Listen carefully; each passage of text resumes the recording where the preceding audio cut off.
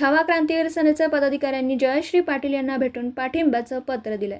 सांगली विधानसभा क्षेत्रात 40 वर्षांनंतर एक सक्षम महिला उमेदवार निवडणुकीसाठी उभी आहे। सांगली शहराचा विकास आणि महिलांचे प्रश्न सोडविण्यासाठी जयश्री पाटील कटिबद्ध असल्याचं मत छावा क्रांतीवीर सेना सांगली जिल्ह्याचे अध्यक्ष दीपक भाऊ मुळीक यांनी व्यक्त केलं। अपक्ष महिला उमेदवार जयश्री पाटील यांना 18 पगड जातीच्या मावळ्यांनी छावा क्रांतीवीर सेना या संघटनेने जाहीर पाठिंबा दिला। छावा क्रांतीवीर सेनेचे संस्थापक अध्यक्ष करण गायकर यांच्या आदेशानुसार व छावा क्रांतीवीर सेनेचे प्रदेश संपर्क प्रमुख नितीन शिंदे यांच्या मार्गदर्शनाखाली छावा क्रांतीवीर सेना सांगली जिल्हा यांच्या वतीने जाहीर पाठिंबा देण्यात आला। छावा क्रांतीवीर सेनेचे सर्व पदाधिकारी कार्यकर्ते जयश्री मदन पाटील यांचा सांगली विधानसभा क्षेत्रात प्रचार करतील। जयश्री मदन पाटील यांना भरघोस मताधिक्याने निवडून देण्याची ग्वाही छावा संघटनेच्या पदाधिकाऱ्यांनी दिली।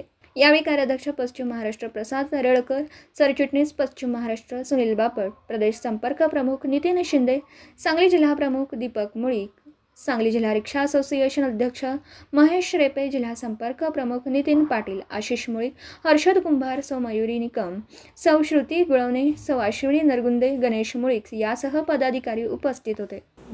दिवसभरातील घडामोडींचा आढावा घेण्यासाठी पाहत रहा N24 मराठी न्यूज चॅनल।